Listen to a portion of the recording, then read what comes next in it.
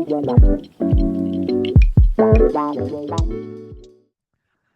beautiful souls. Welcome to the Scenic Route. I'm Jen, and kind of like, let me paint a picture. I know you've been there too.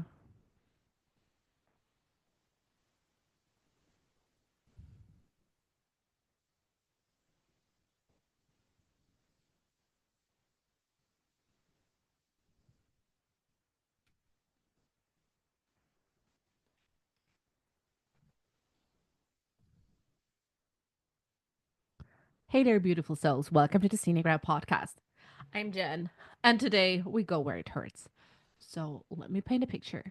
You're scrolling through Instagram at 11 p.m., watching stories of your old college friends having these amazing bottomless brunches, and kind of like you're having your gratitude journal out, and you're like, I'm grateful that my most meaningful conversation today was with my Uber driver. Yeah. And if you're listening to this podcast and you're kind of like current if and you're hiding in your pantry or in the bathroom while tiny humans bang their little fists on the door, I see you, mama. Like I do. I really do. So, today we're diving into something that nobody is posting about on social media because it kind of like it's not doesn't fit the glamorous narrative of Instagram. But trust me, everyone's kind of feeling it. It's the epidemic of loneliness in your 30s and 40s. And before you reach for the second glass of wine or coffee, stick with me because we're about to unpack not just why we're all feeling so disconnected, but how we can actually do something about it. And you know what's wild? We're the generation that's supposedly more connected than ever, right? Yet here we are feeling lonely in a crowd. That's actually what shame researcher Brené Brown calls it. So, especially for my mom friends out there, it hits different when you're surrounded by tiny humans 24/7, but secretly dying for a conversation that doesn't involve sleep schedules or poop colors. So, let's dive right in. We've said we're living in this weird paradox time where we're more connected than ever, but somehow feeling more isolated than ever. Research shows that we're feeling more isolated than our parents did at our age. But we'll get to that. So, this is also interesting where shame comes in, right? We, thanks to social media and disconnectedness, we feel like we're the only ones struggling with this. Like somehow everyone else got this secret manual to maintaining friendships in your 30s and 40s, while we're like busy meal prepping, doom scrolling, and like, and we get these texts, oh, what did you do at the weekend? And you want to just like go up in flames and be like, Sandra, I did the laundry this weekend. Thank you for asking. Um, so Brene Brown's research shows that this shame spiral, right? The shame we feel because I don't know, we don't have any friends left. Our life's not supposed to be where like our life should be different when we're like 30, 40, whatever age. Um it, it's it's a it's a spiral, right? It makes us actually less likely to reach out when we're lonely. Like another paradox, the paradox of the paradox, right? At the exact time when we would need the people in our lives, we're too ashamed to reach out. So we have this nasty cycle of isolation. It's really, really tough to get out of it. And it's really, I'm going to show in this episode, it's not just a you problem, it's a we problem. And we have to go at it from an individual level and from a structural level, from a communal society level as well. Because the research is painting a pretty stark picture, right? You let's you only like for example the American Psychology Association had a longitudinal study in 2023, and it kind of like on reported loneliness among adults aged 30 to 49, and they have seen a 60% increase from the 2000s to 45% in 2023. So in 2023, 35% of all the asked adults in the study between 30 and 49% um, said they feel lonely to whatever degree. Um, and this is not to say like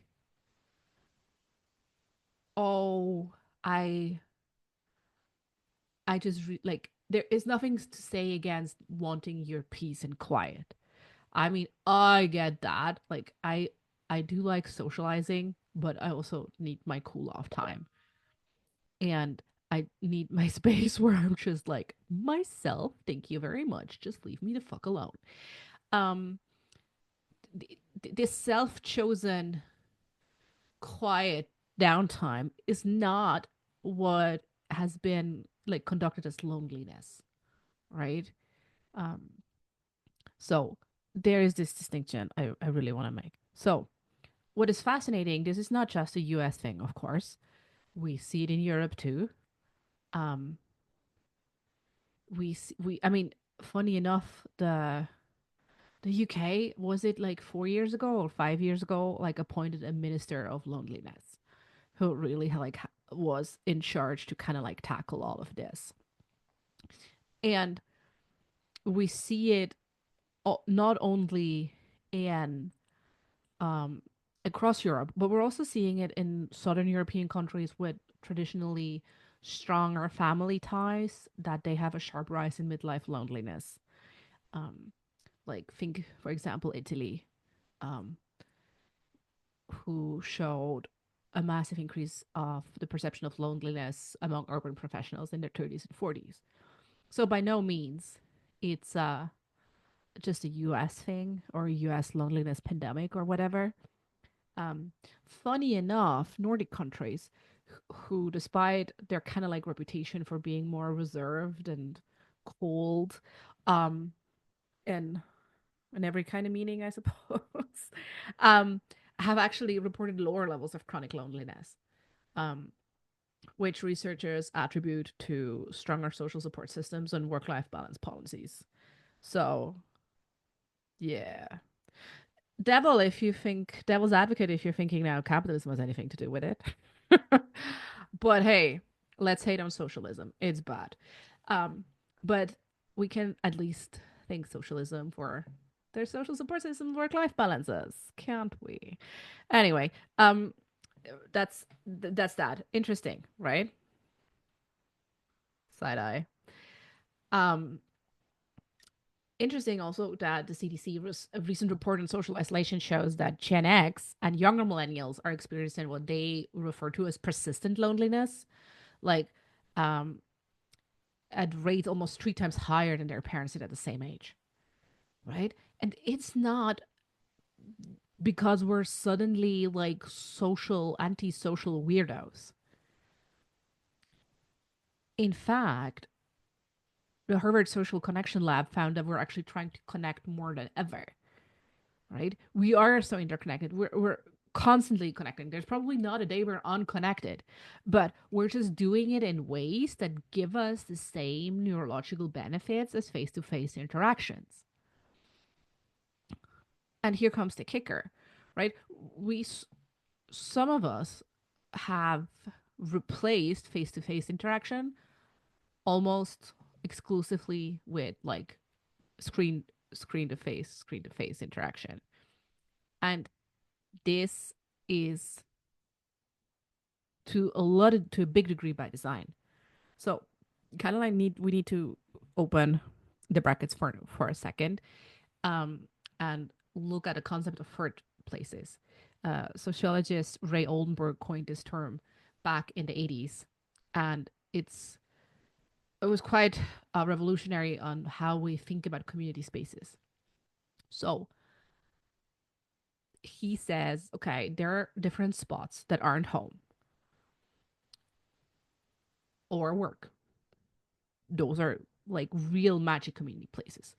So think of home as your first place, work as your second place, and third spaces, right? The real magic community places. We're talking like he refers to as neighborhood cafes, where the barista like knows your order before you come in, community centers, who have loads of free activities, um, also local bars to some extent, like really traditional local watering holes, libraries, for example, as well, local parks, and it's really giving kind of like that.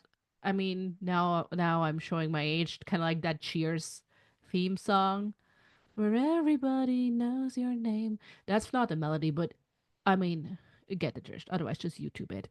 Um, so it's really fascinating and kind of terrifying part to this, right? These so-called third spaces are vanishing faster than I don't know my motivation to do laundry. Although I'm never really motivated to do laundry, but like they're vanishing fast. And there's a research from the American Enterprise Institute that since the 1990s, we've seen a closure of roughly 40% of bars and taverns, a third of community centers in the US, nearly half of family owned restaurants. In some urban areas, we're talking about losing up to 70% of informal gathering space. And of course, the pandemic didn't help. It was kind of like this trend, but on steroids. Um, just I think the Brookings Institute reported that between 2019 and 2022, the US lost another 25% of remaining tourist spaces in major metropolitan areas. So, like, is do some of these places deserve to go out of business? Probably, right? Like, if the coffee was that bad, like, sure. But right, we've seen it already, right? If you walk through a high street, I think this is especially prominent in the UK, but we also see it uh in other countries. You have either empty shop fronts or you have like big chains, Starbucks, whatever and whatnot. Um, and it's really those third spaces gone. Or it's really, or they're fighting for their bare life, like for their absolute survival. Um, so there's of course sociologists have a term for this. We always do. We call this kind of like the privatization of public life, right? Where public spaces are slowly disappearing because it's hard to make money out of free public spaces. So we're gonna just privatize everything, right? So everything that used to be free and public is now something you have to pay for. Community centers, they're probably now a premium gym membership, gym place, whatever. The park where you used to play with your kids is probably an office space now and some fancy schmancy juice bar. Well, I mean, you get the idea, right? Um, and in addition, her name was Jane Jacobs, called it the death of street life. We've literally designed our cities to kill any spontaneous interaction. We've designed for cars, right? Wide suburban streets, no sidewalks, malls that you can only reach by car. And this is very much more so a US phenomenon. Like here in Europe, we we still have much more of this kind of like public life, um and we're kind of like getting into re greening cities to kind of like have more of those spontaneous interaction fields so that those can actually form and happen. um but just the town where I live, I think just 5 years ago, they finished a whole like construction for the city where they thought it was really smart to let the cars um drive on the ground and for the foot traffic and the people to go underground. Like what make it make sense, right? um so anyway, like it's really you you are also you're also feeling alone in a system that kind of like designs for your loneliness, right? Because when you feel lonely, what you do, you kind of like do distract yourself with other things, and one of them probably might be shopping or inflated self-care, which also requires you to shop for something. So it's a whole thing, right? um so we but now like we're not only losing those physical spaces, we're also losing the whole culture of casual community. Sociologist Robert Putnam calls this bowling alone phenomenon. Like When was the last time you just randomly ran into a neighbor while you were out doing your your daily shopping and had a real conversation? Not like a quick hi while you rush to the car, but like an actual chat about life, even if it's just very brief. Or like, do you know your neighbors? I don't know, right? Like, I mean, I'm guilty. I don't know most of my neighbors, so it's I get it, right? Like we're in our like daily lives and it's hectic, and you're like rushing from one place to the next. Go pick up your kid, go there, be whatever, do something. It's hard. You're like, oh no. I mean, I've there were moments where I kind of like saw someone I knew coming down up the road, and I would like duck and hide more or less. Not because I didn't necessarily want to talk to them, but I knew if I'm gonna stop now and talk to them, it would mess up my day. Like it would mess up my timing for the day. And yeah, surely not one of my prouder moments, but it is what it is, right? So yes, we're having fewer places to hang out where we don't need to kind of like pay entry in the sense of a membership or a cup of coffee or a glass of wine.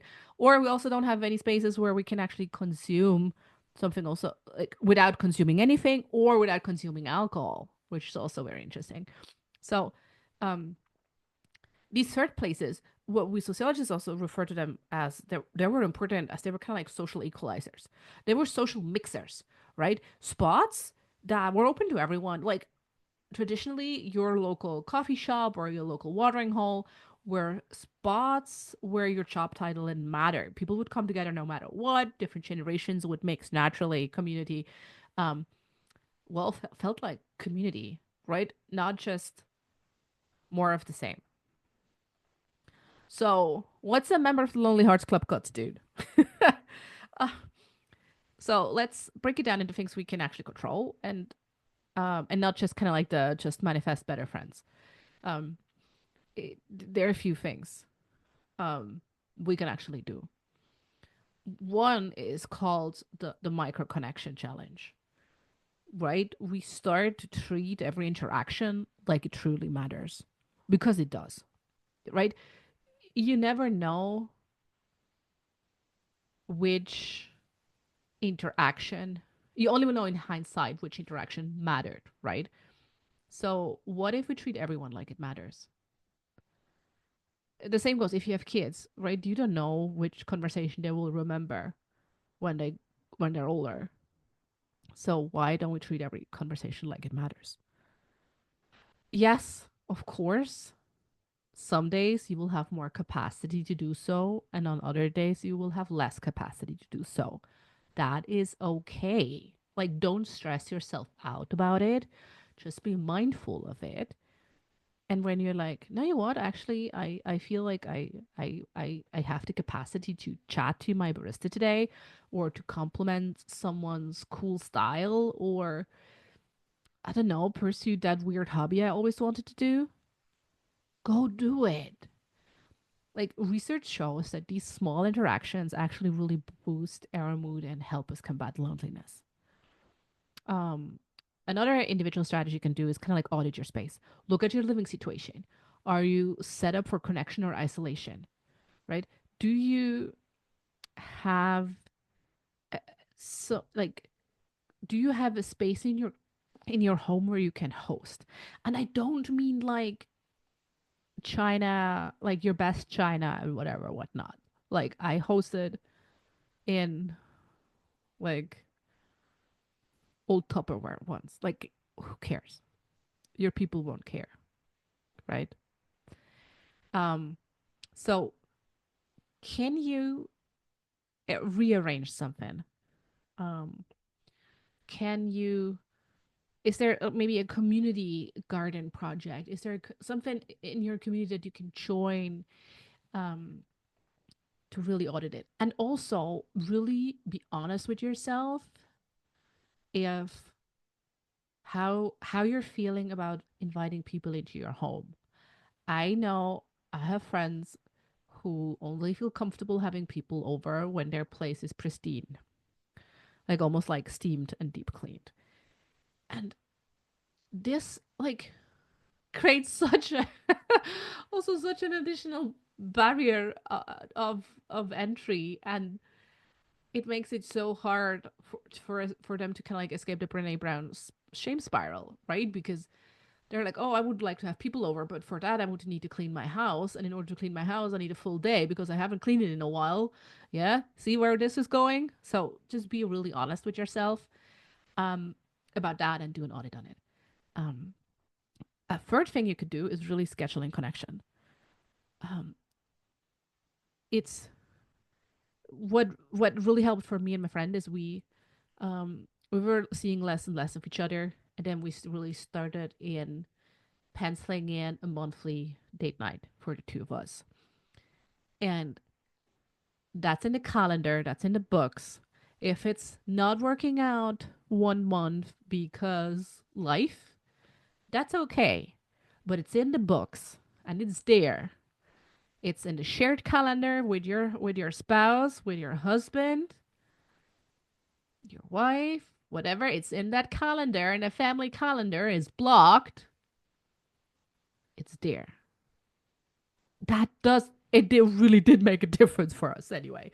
Um, like set up these dates, whatever it could be. It could be monthly dinner clubs, like I did with my friend, weekly walk and talks, or weekly I don't know chat when I brought the kid to school.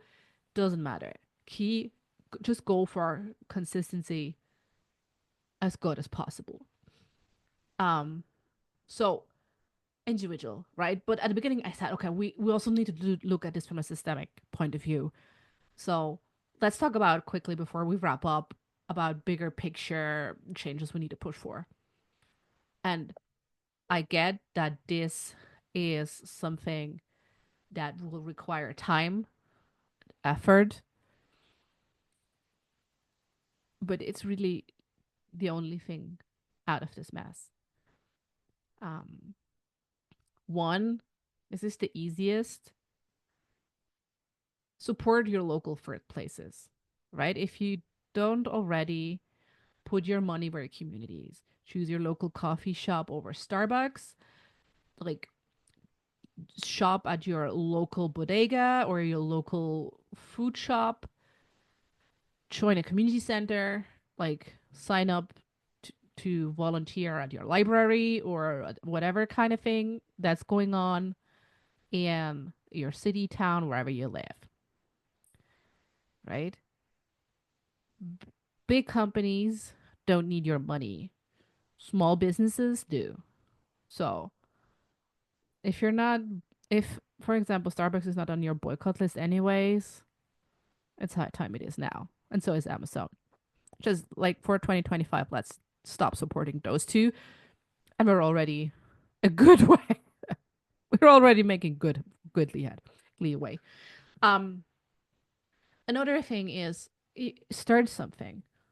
If this is, I'd say, more true for men than women. They're like, oh, there's no club for me, or oh, there's nothing for me to do. Like, change that. Be the one that starts the community you want. Um, I have a very good episode on the scenic route on community building with Becky Mollenkamp. I will link it in the show notes. Go listen to that if you're really into starting like an equitable community. Like start a book club, start a walking group, start whatever fucking floats your boat, right? I don't care. But often someone has to start it. And if you have a bit of capacity, it might be you. A third thing is community design. Sometimes cities host like local planning meetings, and I know there might not be super exciting, but